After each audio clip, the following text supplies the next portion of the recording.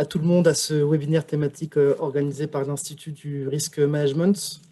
Nous sommes ensemble pour 1 heure pour aborder cette thématique de la fonction conformité pour les acteurs de l'assurance. Voilà le programme qui nous attend pour cette heure, une rapide présentation de l'Institut du Risk Management. Et ensuite, nous rentrerons dans le vif du sujet avec nos 2 animateurs aujourd'hui, Cédric Duchâtel, directeur groupe et conformité et éthique des affaires à AG2R, et Odile Rondoin, associé en compliance chez Deloitte. Merci encore à vous deux d'avoir participé, d'avoir bien voulu participer à cette conférence. Nous prendrons aussi 5 à 10 minutes pour répondre à toutes vos questions. Et ensuite, nous aborderons une dimension plutôt axée sur la formation, puisque l'IRM répond à ces enjeux de conformité en proposant un programme de formation dédié.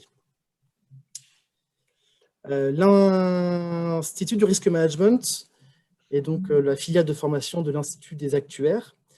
L'Institut des actuaires est une structure reconnue d'utilité publique et qui fédère un réseau de 4500 actuaires membres. L'IRM est reconnu pour la qualité de ses formations dans le secteur de l'actuariat et bien plus largement dans le secteur de la banque, de la finance et de l'assurance. Nous avons développé un portefeuille de formation lié à le pilotage de l'entreprise, à l'actuariat, à la conformité, à la data science et à la gestion des risques. Nous avons des formateurs qui sont tous reconnus pour leur qualité de pédagogue et pour leur expertise professionnelle. Nous sommes implantés en plein cœur de Paris, dans le 8e arrondissement, et nous proposons l'ensemble de nos formations à distance et en présentiel. On avait embrayé bien avant l'arrivée du contexte sanitaire pour proposer ces formations à distance. Bien plus qu'un simple lieu de formation, l'IRM a voulu être un lieu d'échange et de débat.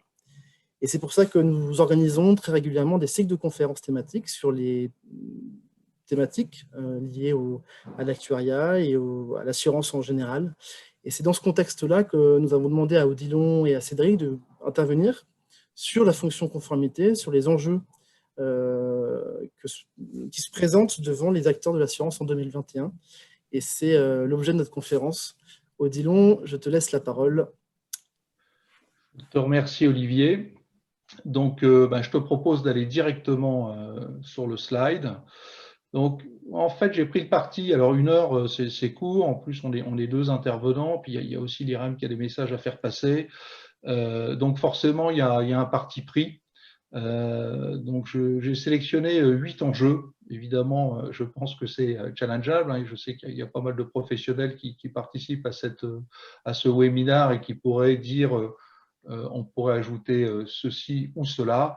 Je le conçois tout à fait. Donc, moi, j'ai fait en fait une sélection sur la base de ce qui me paraît vraiment important pour cette année. Il y a d'autres sujets qui probablement deviendront encore un peu plus importants un peu plus tard ou que j'aurais pu mentionner. Éventuellement, j'en dirai un petit mot à la fin.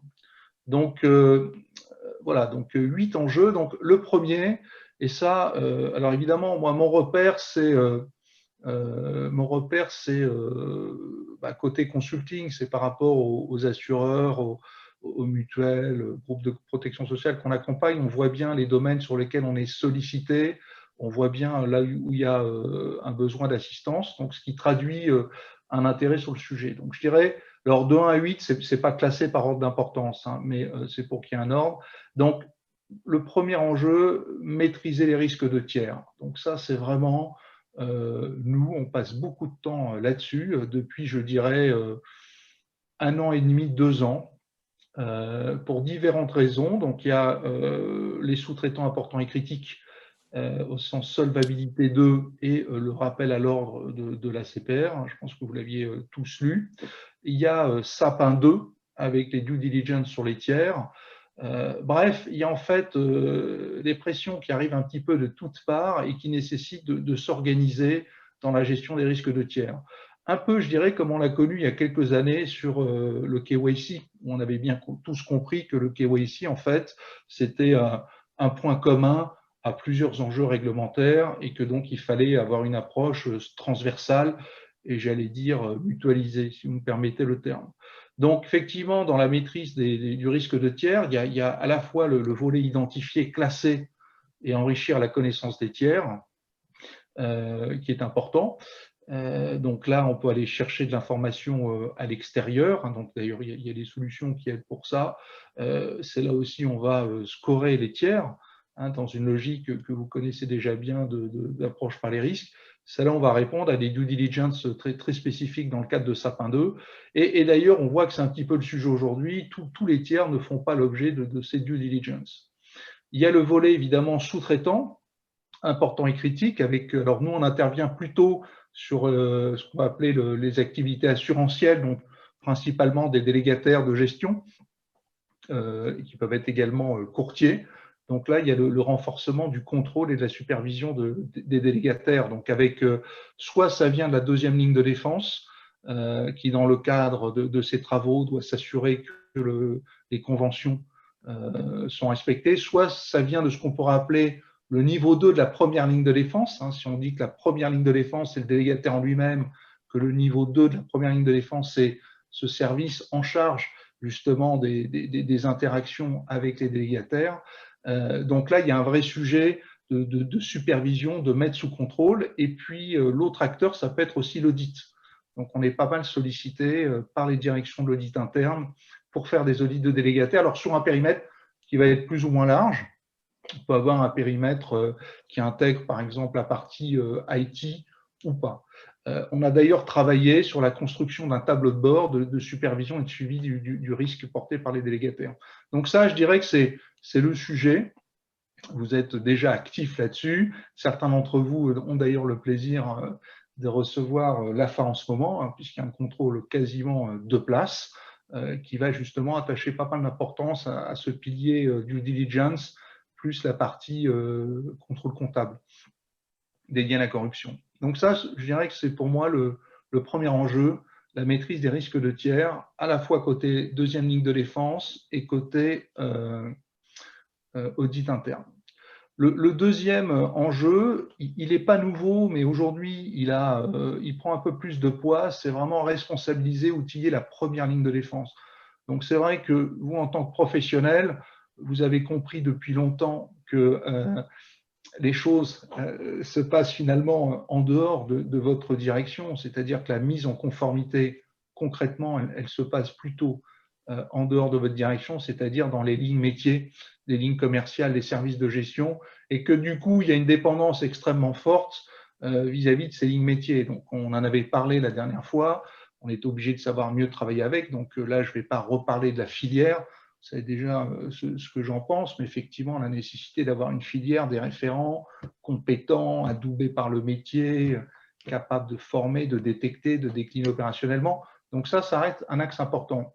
Là où on voit maintenant, c'est qu'il y a une partie qui est un peu moins dans le déploiement des dispositifs, même s'il y a des réformes régulièrement, mais il y en a certaines qui sont déjà passées et on est plus finalement maintenant dans la vérification de la conformité, dans la vérification, donc dans la volet contrôle. Donc nous, on se rend compte que voilà, une façon d'embarquer cette première ligne de défense, de l'embarquer un peu plus, c'est d'y associer en fait des indicateurs qui vont être finalement communs à la première ligne de défense et à la deuxième ligne de défense. C'est-à-dire qu'en fait, évidemment, le sujet reste contrôle, mais on va essayer d'embarquer autour des contrôles également des indicateurs en termes de performance, pourquoi pas de productivité.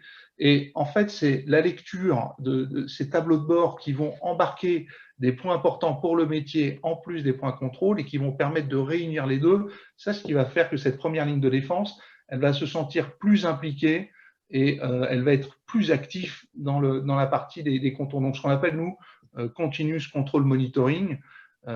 C'est un peu du jargon, mais bon, c'est un peu le défaut des consultants, vous le savez. Et donc, voilà, de définir avec les lignes métiers des indicateurs de suivi des différents risques qui vont embarquer du suivi des contrôles, mais qui vont embarquer aussi du suivi opérationnel. Et donc, en fait, on a deux types d'utilisateurs sur le même tableau de bord. Et c'est extrêmement intéressant parce que du coup, là, ça suscite un regard très différent et beaucoup plus actif de cette première ligne de défense. Troisièmement, donc là, vous le savez, nous, on a été pas mal actifs sur le conduct risk. Ça reste quand même le sujet, hein, sauf si quelqu'un est capable de nous démontrer que, c'est vrai qu'on parlera sûrement que les conduites inappropriées ont disparu. Bon, on est tous témoins que ce n'est pas tout à fait le cas, même si l'environnement, on peut le concevoir, est plus complexe. Donc effectivement, le conduct risk, c'est un petit peu, je dirais, la base. Donc nous, il y a deux leviers qui nous paraissent plus importants que d'autres. C'est le fameux POG, hein, Product Oversight Governance, en français, gouvernance et surveillance des produits, où là, en fait, bon, on a travaillé avec des directions techniques, des directions qui conçoivent les produits, mais maintenant, il y a cette partie qui va constituer à piloter, à bien comprendre la remontée des distributeurs. Donc, c'est s'assurer que les informations remontent des distributeurs et des clients pour revoir les produits et faire évoluer les gammes de produits. Bon, bien sûr, du fait, du coup, s'assurer qu'on respecte bien le marché cible, mais ça va être l'enjeu. Le deuxième enjeu, toujours autour du POC, c'est les produits en stock, puisque là, on a beaucoup travaillé sur les nouveaux produits. Il y a à un moment donné quand même tout ce stock de produits qu'il faut également revoir.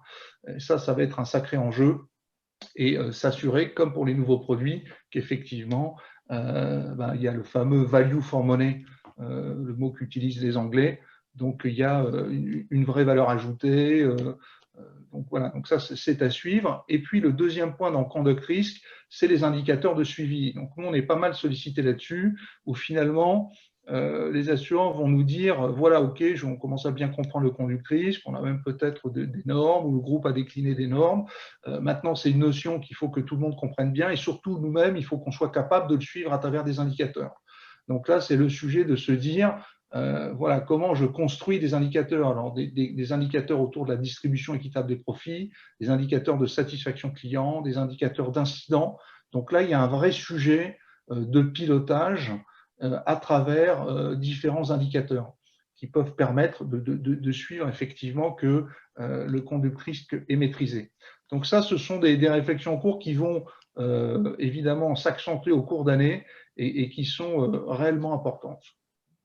Quatrième enjeu, donc ça je dirais que c'est un enjeu un peu bateau, donc c'est pas du tout évidemment négatif quand je dis ça, c'est quand même le facteur clé de succès, hein, donc vous le savez, la capacité du collaborateur à identifier un risque, à reconnaître un risque et à engager la bonne action, c'est probablement ce qu'il y a de plus prioritaire. Donc il y a toujours ce travail sur la culture risque.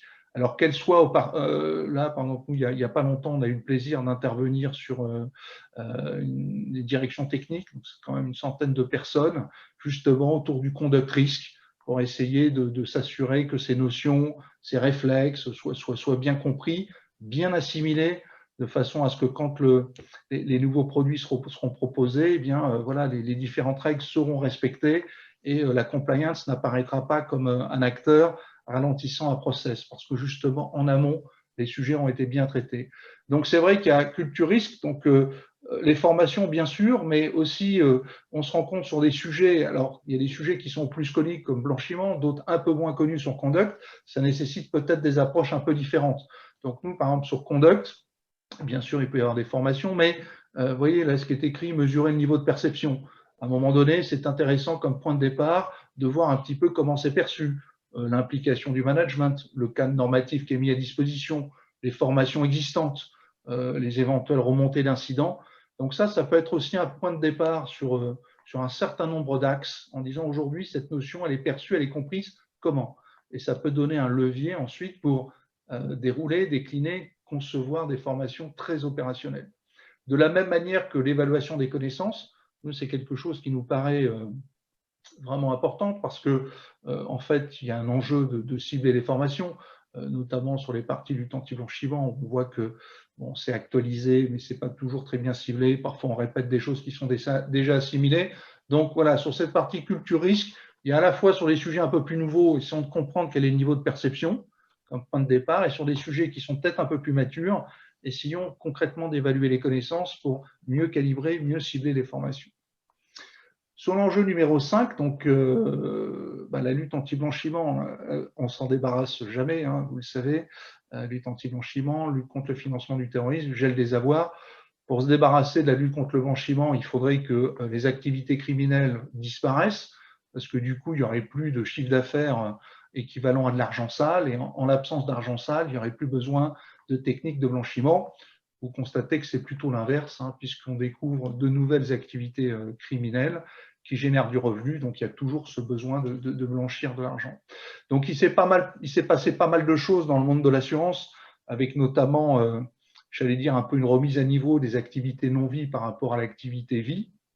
Hein, d'ailleurs, ça ne vous a pas échappé que Tracfin nous a signalé que cette année, le nombre de déclarations de soupçons du secteur de l'assurance, au sens large, hein, c'est la même quantité en provenance de la vie qu'en provenance de la non-vie. Alors même si on sait entre nous que la non-vie, ça va être principalement des fraudes qui sont signalées, hein, ce qui fait tout à fait sens, la fraude étant, le revenu de la fraude étant de l'argent sale, donc on est en amont, hein, du blanchiment. Donc, il y a eu une sorte d'alignement avec des obligations qui sont désormais très proches, hein, même si les produits ne sont pas plus porteurs de risques qu'avant, hein, on est d'accord, personne ne dit ça, mais en tout cas, voilà, on est obligé d'aller un peu plus loin dans la partie identification. Donc ça, c'est important, ça impacte les processus de souscription. Donc il y a des sujets qui sont aujourd'hui sur la table et sur lesquels il faut progresser. Donc il y a eu aussi le pilotage consolidé de la CPR. Ça ne date pas de cette année, mais ça reste quand même un sujet, surtout quand on est multifiliale, multibranche, hein, le client qui rentre par Yard et qui va sur vie, ou qui rentre par vie et qui va ensuite en santé prévoyance. Et la troisième chose que l'on voit, et ça c'est vraiment intéressant également, c'est certains acteurs qui n'hésitent pas aujourd'hui à remettre à plat l'outillage LCBFT. C'est-à-dire que par rapport à des éditeurs traditionnels, hein, qu'on connaît, je ne vais pas les citer, qui sont implantés depuis un certain temps, eh bien, il peut y avoir à un moment donné une volonté de remettre à plat et de se tourner vers des solutions qui sont un petit peu différentes et qui permettent de faire un peu plus de choses ou au moins de donner un peu plus la main sur le dispositif. Voilà, donc sur lutte anti-blanchiment, je dirais 3 sujets qui me paraissent clés, c'est les scénarios. Moi, je suis toujours surpris quand je vais chez certains acteurs de voir que j'ai toujours pas de tableau pour suivre de manière vraiment percutante la pertinence des scénarios, tout le chemin de l'opération à l'examen renforcé, à l'ADS. Et donc un travail, en plus, il y a l'analytics qui est extrêmement intéressant, sur lequel on peut s'appuyer, voilà, le pilotage consolidé et la remise à plat de l'outillage. Alors je vérifie mon temps, donc ça va. Ensuite, 6e enjeu, la conformité native ou la compliance by design. Bon, ce n'est pas à vous non plus que je vais apprendre ça, mais on est d'accord, on l'a vu, que la digitalisation se poursuit avec les fintechs, notamment en accélération, et puis l'effet Covid, hein, qui a poussé les entreprises à reconsidérer les parcours clients, notamment à permettre de la souscription à distance sur des produits qu'on ne pouvait pas souscrire à distance, ou de permettre des actes de gestion qu'on ne pouvait pas faire avant à distance. Donc, il y a de toute façon un élan déjà qui date un peu, mais qui se confirme encore sur la partie digitalisation, et de fait qui vient challenger cette conformité. Et là, plus que jamais, cette fonction conformité, elle a besoin, que ce soit sur les souscriptions, la gestion, d'être embarquée le plus en amont possible. Donc, c'est ce qu'on appelle la conformité native, pour que dans les nouveaux parcours clients, dans les nouvelles applications de souscription, on puisse, dès l'origine, directement à l'intérieur des outils, embarquer du contrôle, de façon à ce que derrière, le niveau de conformité soit de fait sur les nouvelles affaires plus important. Donc, je sais que c'est un combat, des compliance officers là, qui sont connectés. Certains, ça se passe bien, d'autres, c'est plus dur. Mais effectivement, quand on a la possibilité d'embarquer en amont de la conformité native, vous le savez tous, on gagne énormément de temps derrière. Donc ça, c'est quelque chose qui est encore plus important aujourd'hui. Du coup, c'est une opportunité aussi, hein, pour nous, encore plus important aujourd'hui avec une accélération de la digitalisation. Ensuite, sur le volet 7, s'appuyer sur les nouvelles technologies. Donc ça, c'est un peu un standard. Donc je le rappelle, vous le savez, mais on a quand même de la chance, nous, côté compliance, puisqu'on est un terrain de jeu pour les nouvelles technologies, hein, que ce soit l'automatisation avec les robots, que ce soit l'intelligence artificielle, que ce soit le machine learning, que ce soit la blockchain, je n'ai pas mis, bon, blockchain je connais un petit peu moins, mais on est un vrai terrain de jeu. Donc il y a tout un tas d'initiatives intéressantes, il y a beaucoup de use cases. C'est très intéressant, donc que ce soit l'automatisation de certains processus qui permettent de gagner énormément de temps, que ce soit de l'analyse du machine learning sur les alertes LCBFT qui permettent de les classer la plus urgente à traiter à la moins urgente, que ce soit de l'intelligence artificielle. Il y a tout un tas de use cases. Alors, soit plus les RegTech. Bon, alors RegTech, ça va être des solutions extérieures à l'entreprise, mais on peut avoir aussi des solutions qu'on développe soi-même. Hein. Donc ça, c'est extrêmement intéressant parce que ça nous permet de réellement s'appuyer sur des RegTech pour changer certaines choses ou pour résoudre des problèmes. D'ailleurs, aujourd'hui, concrètement, quand un compliance officer souhaite faire évoluer le modèle opérationnel de son département, de sa direction, et qui se retrouve devant son COMEX, c'est difficile de ne pas avoir dans les options des options nouvelles technologies, donc d'avoir le recours à une RegTech, le recours à des choses qui sont différentes et qui capitalisent sur les choses qu'on peut faire aujourd'hui qu'on ne pouvait pas faire avant.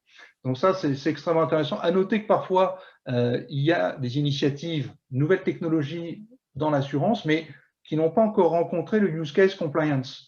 Gardons en tête donc à nous de les repérer, c'est-à-dire que soit vous êtes vous-même directement en compliance consommateur de nouvelles techno à travers des RegTech ou vos propres solutions, soit en fait il y a un centre dans l'entreprise qui est orienté nouvelles technologies et qui en général n'a pas forcément été initié par compliance, je dirais plutôt par la partie BizDev, mais qui est à la recherche de terrain de jeu, de use case. Donc c'est intéressant de se signaler, d'exprimer ses besoins, et là on voit qu'on peut gagner beaucoup de temps.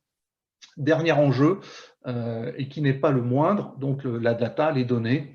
Là, il n'y a pas longtemps, on était sur un job où on travaillait sur le sujet bien connu du revenu et du patrimoine. Bon, c'est vrai qu'on est obligé d'embarquer le revenu, la notion de revenu dans les scénarios. Sinon, c'est très difficile de montrer qu'on ne différencie pas les règles selon les profils clients.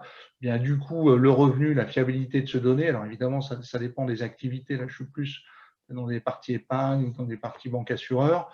Donc, la fiabilité du revenu, donc là, c'est très difficile. Donc, on voit que fiabiliser la data, c'est repenser le processus de collecte, c'est accompagner le changement, toujours, puisque l'effort, bon, vous le savez, ceux qui me connaissent, moi je suis très axé conformité opérationnelle, donc vraiment mon objectif c'est modifier la façon dont les choses se passent sur le terrain, et ça je sais que j'ai besoin des lignes métiers pour le faire. Donc effectivement, la data, ça va jusque retravailler sur la collecte, convaincre les personnes que la donnée est utile, même si pour eux, dans l'acte commercial pur, ou même parfois dans la tarification, elle ne sera pas utile.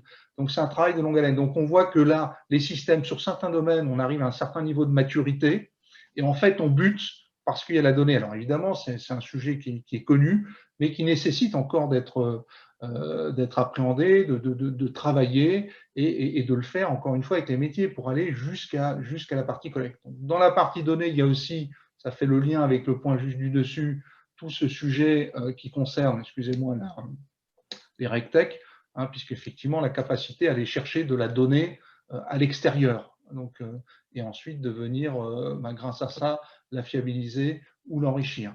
Donc voilà, de la collecte à l'actualisation en passant par l'archivage.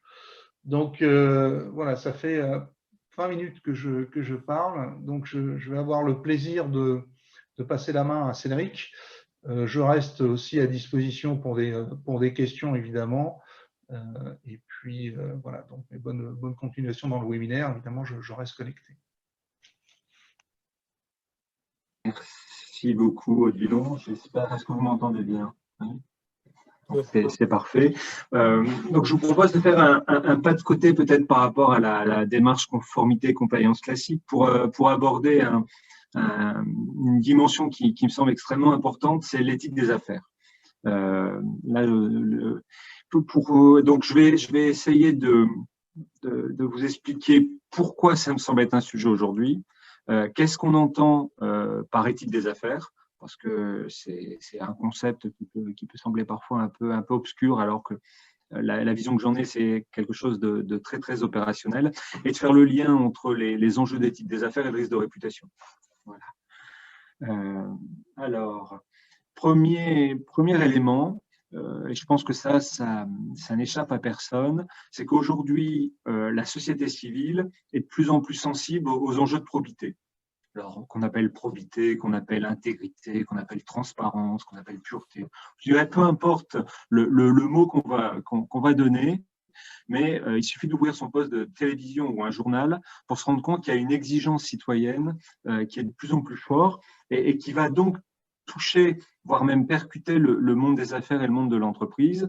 Et il est important que l'ensemble des entreprises, et pas seulement le secteur bancaire ou assureur, mais toutes les entreprises, se saisissent bien du sujet.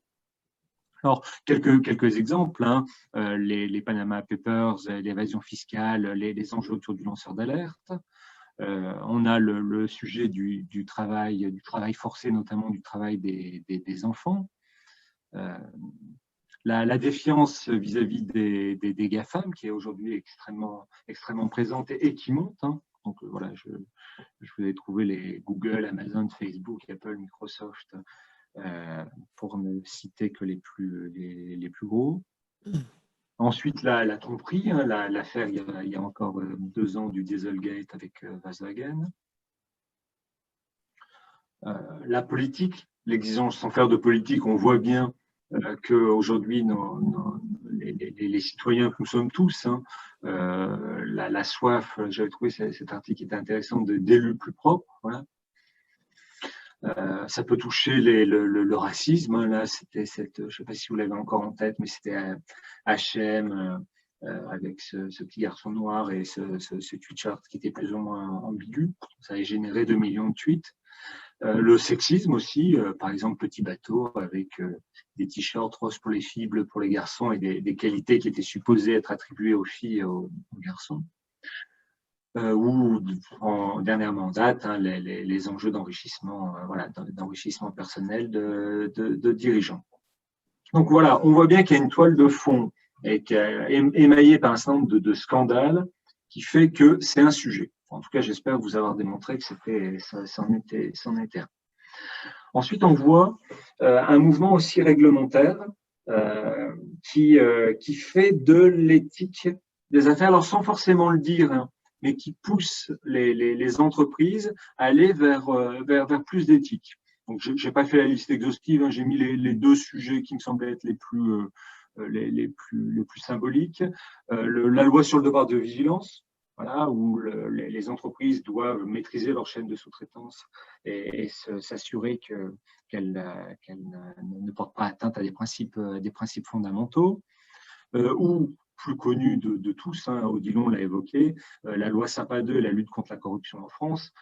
Finalement, cette loi, ça n'est rien d'autre qu'une la mise en place d'une démarche de compliance pour pousser les entreprises à être plus probes et donc à déployer plus d'éthique dans la conduite de leurs affaires. Enfin, dernière dimension, la place croissante qui est accordée aux valeurs de l'entreprise. Alors, historiquement, si c'était la position de Milton Friedman, hein, qui disait la responsabilité de l'entreprise, seules les personnes ont des responsabilités, la responsabilité sociale d'une entreprise, c'est de faire des profits. On voit bien que cette position qui remonte aux années 70, aujourd'hui, en tout cas c'est ma conviction, hein, elle est largement dépassée et qu'on attend autre chose d'une entreprise. Donc, 2 exemples, hein, pour illustrer cette conviction. Hein. La loi Pacte est la raison d'être, voilà, avec cette volonté réglementaire de pousser les entreprises à réfléchir à leur place par rapport aux personnes, par rapport à la planète et par rapport au profit. Et donc, quel arbitrage les entreprises sont capables de faire aujourd'hui entre ces différentes dimensions. On est dans la continuité de toute la démarche RSE, hein, qu'on connaît tous, et les entreprises à mission avec une recherche de plus en plus affirmée de sens. Voilà, ça c'était un peu pour vous poser rapidement la toile de fond. Et donc l'éthique des affaires dans tout ça, qu'est-ce que c'est et comment ça s'inscrit dans cette démarche. Donc déjà, pour moi, la première idée, c'est que aujourd'hui, c'est une nécessité pour les entreprises donc de faire de l'éthique pour les raisons que j'ai évoquées. Et c'est aussi intéressant de se dire qui est le mieux placé pour faire de l'éthique des affaires dans l'entreprise. Et je pense que les directions compliance ont un vrai intérêt à se saisir du sujet et à pas laisser la place à une direction des ressources humaines ou à d'autres directions dédiées ou ad hoc pour ce sujet. Parce qu'en termes de méthode et de démarche, faire de l'éthique des affaires dans l'entreprise, pour moi, c'est exactement la même approche que faire de la compliance. Donc ça, c'est important. Ensuite, je trouve que c'est un excellent moyen de com, l'éthique des affaires. Autant la compliance, on l'a vu là avec Odilon, les sujets, ils sont quand même hyper techniques, hyper ardus et pas faciles à vendre dans l'entreprise. L'éthique des affaires, c'est beaucoup plus porteur parce que ça va attaquer tout de suite la dimension du sens. Donc, quand on fait de l'éthique des affaires, voilà, c'est un bon cheval de Troie pour après vendre la compliance dans l'entreprise. Donc, j'adore ce petit dessin. Il faut sortir de ça. Voilà, pour notre entreprise, cette question soulève à la fois un grave problème d'éthique, un problème économique. Si personne n'y voit d'objection, passons directement au problème économique. Ça, c'est ce qu'on pouvait rencontrer encore il y a quelques années, qu'on peut parfois encore rencontrer. Mais en tout cas, c'est ce sur quoi il faut travailler, voilà, pour faire évoluer cette perception, cette manière de penser. Et c'est pour ça que ça m'amène à la réflexion sur c'est quoi l'éthique des affaires. Quand on parle d'éthique des affaires, de quoi on parle dans l'entreprise.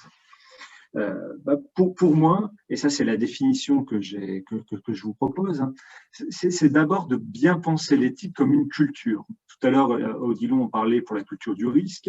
La culture de l'éthique des affaires, enfin l'éthique des affaires, c'est ça. C'est d'abord aussi une culture qui a un objectif de fixer le cadre comportemental attendu dans l'entreprise. Voilà. Et c'est pour ça que l'éthique des affaires, c'est très concret, parce qu'on travaille sur les bonnes pratiques. Alors, la spécificité de l'éthique des affaires, c'est qu'elle va être propre à chaque entreprise. Il n'y a pas une éthique des affaires absolue et générique, sinon on serait sur de la morale. Là, ce n'est pas le cas.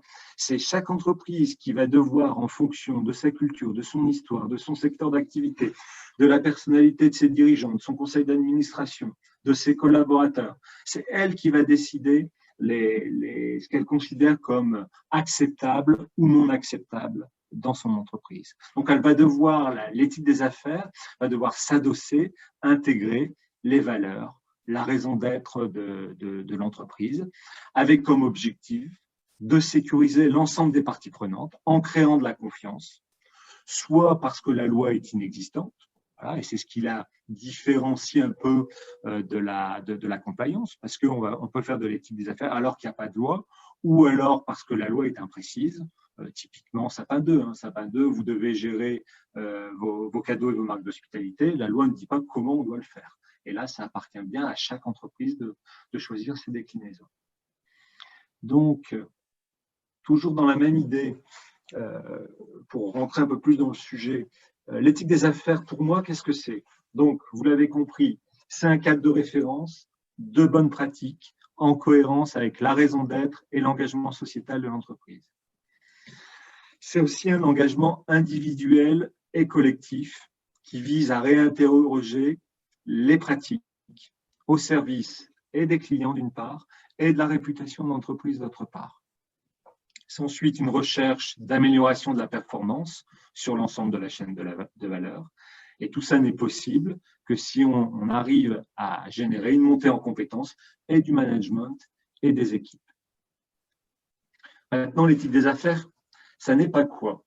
Ça n'est pas une démarche moralisatrice visant à distinguer ce qui est mal, ce qui est bien ou mal, ce qui est juste de ce qui ne l'est pas. Ça, c'est extrêmement important pour moi. Je le répète très souvent dans mon groupe.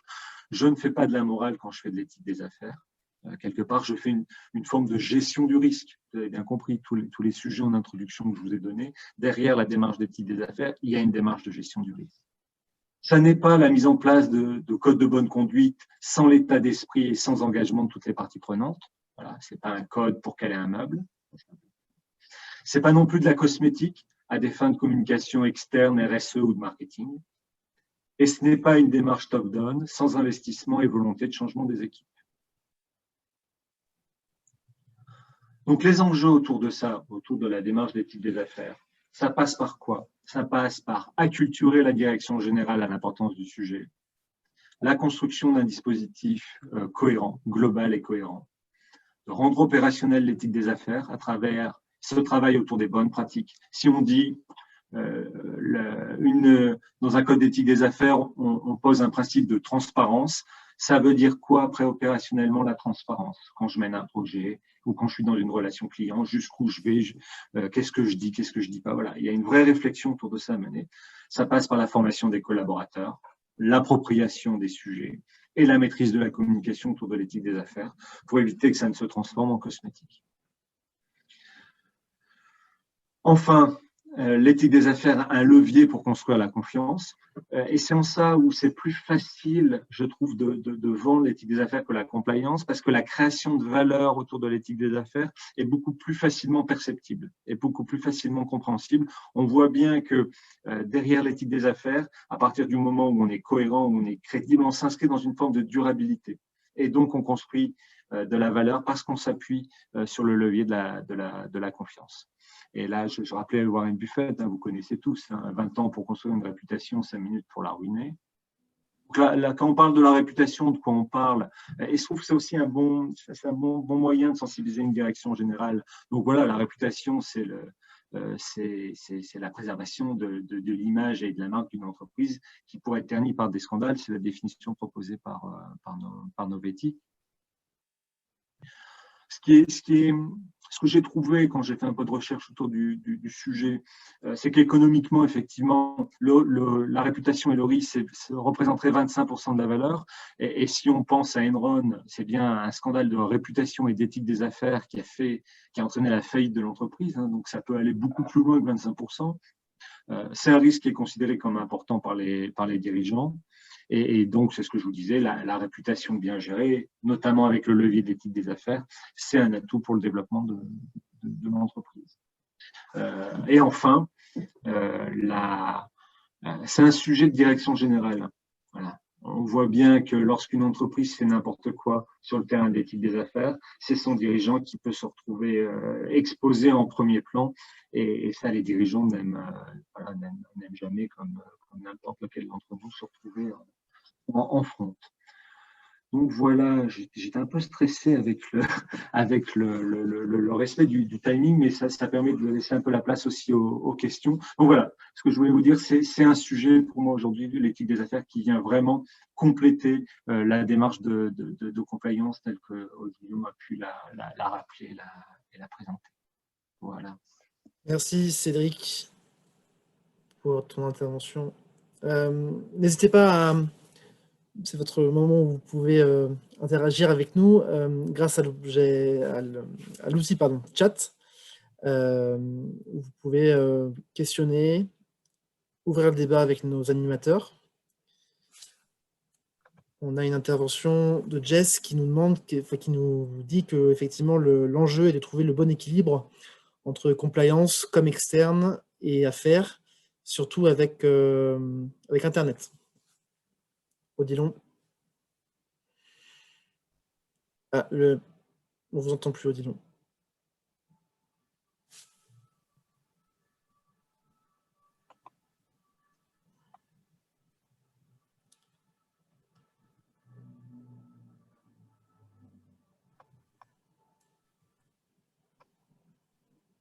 J'en ai pas parlé, je vous l'ai dit tout au début.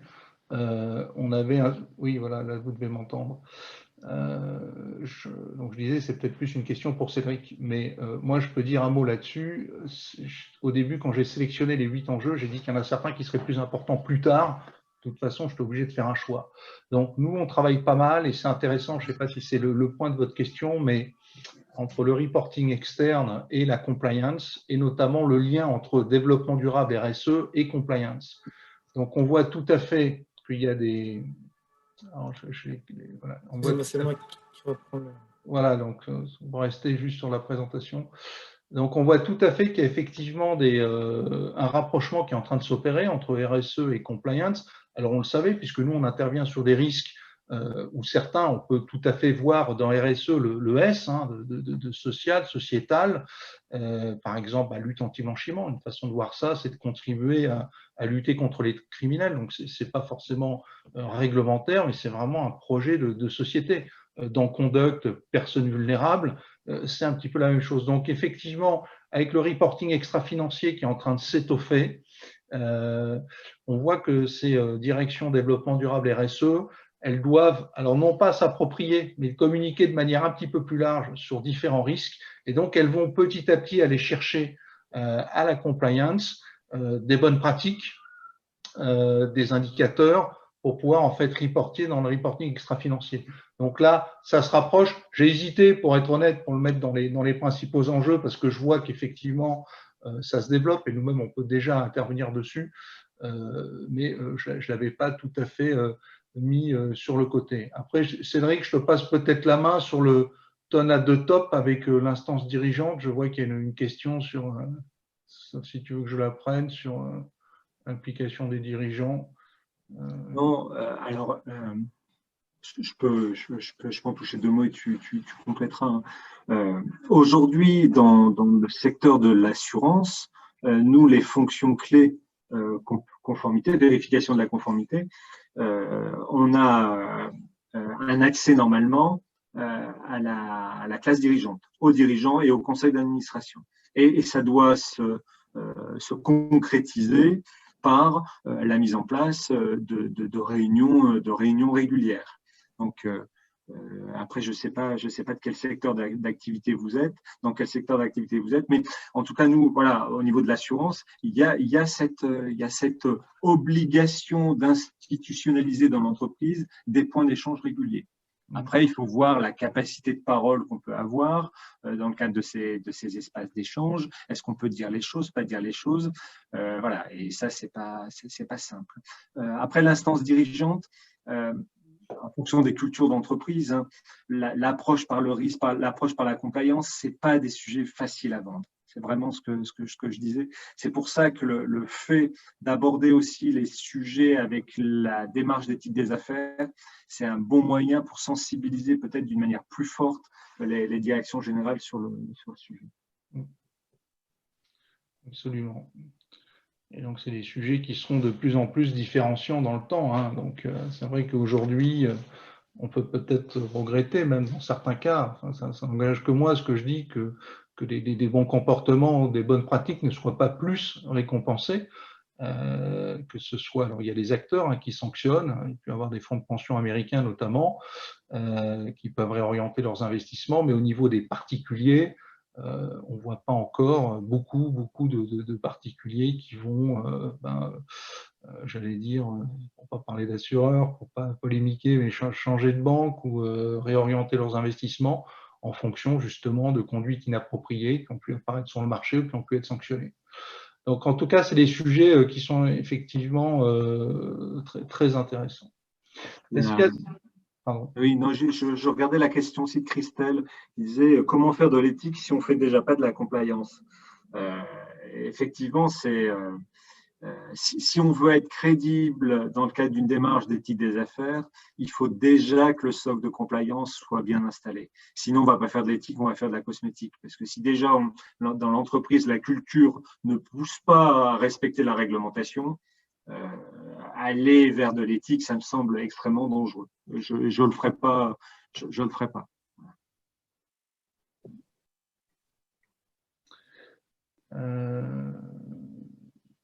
L'outil LCBFT. Alors, bon, nous, on ne fait pas. Enfin, là, le propos, tu nous dis, hein, Olivier, quand est-ce qu'on s'arrête pour que tu puisses. Une dernière question, oui. Alors, bon, je comprends là, les questions. Il y a des questions sur l'outillage.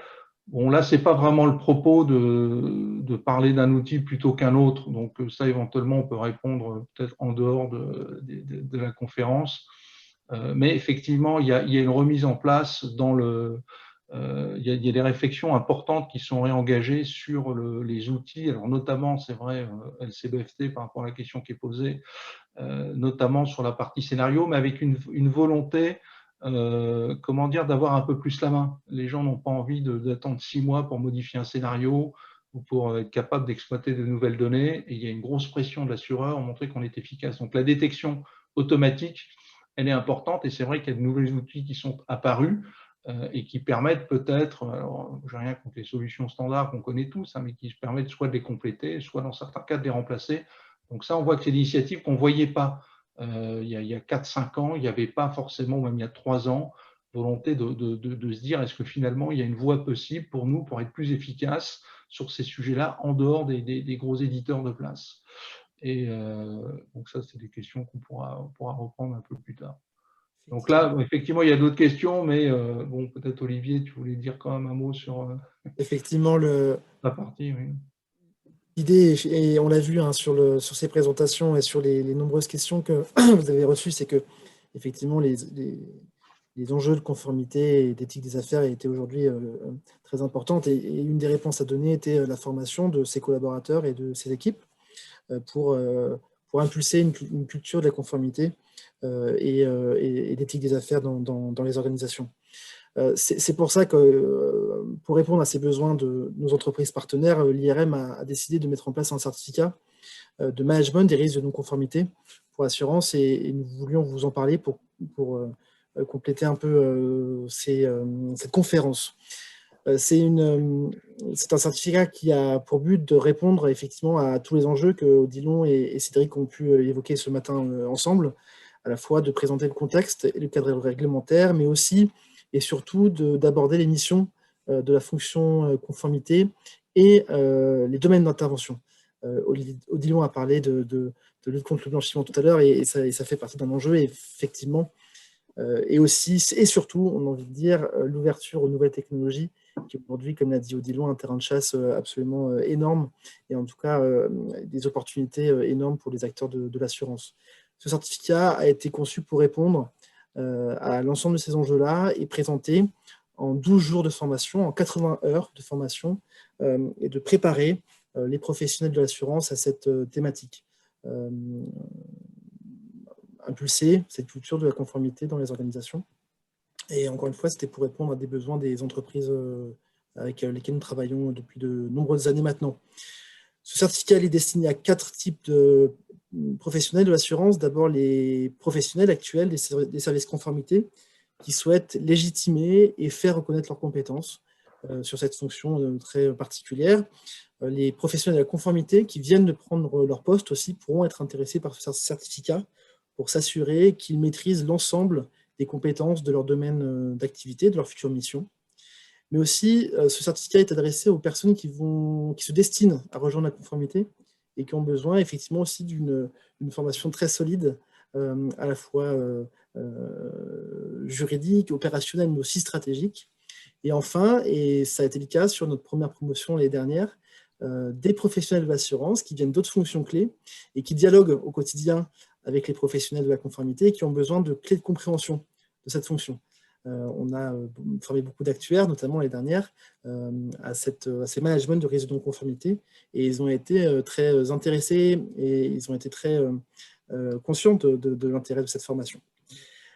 J'ai dit, hein, c'est une formation qui vise à apporter une vision large et très opérationnelle de la fonction conformité, d'aborder les fondamentaux, à la fois sur le plan réglementaire, mais aussi sur le plan stratégique et l'ouverture vers le business et l'ouverture vers les nouvelles technologies. Odilon l'a précisé tout à l'heure. Cette session, dont je l'ai dit, elle se déroule très prochainement, de mars à juillet. Il y a encore quelques places, donc n'hésitez pas à nous solliciter si ça vous intéresse. 12 journées réparties sur 5 mois, entre mars et juillet 2021. L'une des forces du certificat est incontestablement l'équipe pédagogique qui anime ce certificat. Ce sont tous des professionnels des plus grands acteurs de la place qui viennent transmettre leur expertise professionnelle, leur expérience, et qui viennent aussi ouvrir un réseau professionnel et qui permet à l'ensemble des stagiaires de la formation de pouvoir échanger sur les bonnes pratiques, pouvoir échanger sur les enjeux et pouvoir véritablement monter en compétences en vue d'une évolution professionnelle. On voit ici l'ensemble des entreprises avec lesquelles nous travaillons sur ce certificat, qui est, rappelons-le, comme la coordination pédagogique est assurée par Odilon Audouin. Je vais être très bref aussi parce que je souhaite qu'on respecte l'heure d'échange et de débat. En cas d'intérêt pour cette formation, vous pouvez vous retrouver l'ensemble des informations sur notre site internet, l'Institut du Risque Management, et évidemment toute l'équipe pédagogique et administrative de l'IRM reste à votre disposition pour répondre à vos éventuelles questions et puis pouvoir vous apporter une réponse personnelle et individualisée au sujet de ce certificat. Voilà ce que je voulais dire de mon côté. Odilon, Cédric. Moi, je vous remercie pour votre attention et puis j'espère que effectivement, vous survivez dans le contexte qu'on traverse aujourd'hui. La conformité, ça reste un sujet important et surtout intéressant. Certes, elle commence à pencher un peu plus dans les lignes métiers, mais c'est très intéressant. Elle penche un peu plus vers les outils, la technologie, également très intéressant. Et puis, effectivement, je salue aussi cette formation de l'IRM, qui est une formation faite par des assureurs, pour des assureurs, on pourrait dire. Donc, c'est quand même intéressant par rapport à pas mal d'offres sur le marché qui restent quand même assez bancaires.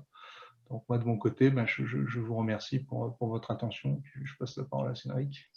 Bon, je n'ai pas grand-chose à ajouter. Non, on voit qu'il y a de jolis combats à mener, que ce soit sur le terrain de la compliance ou de l'éthique des affaires, et que plus on fera des mules, mieux ce sera. Ça, c'est certain pour le métier en tant que tel et sa reconnaissance. Et voilà, et que c'est un métier à la fois de connaissance et de savoir-être. Et ça, c'est vraiment une dimension qui, moi, me semble vraiment importante et que je travaille de plus en plus avec mes équipes.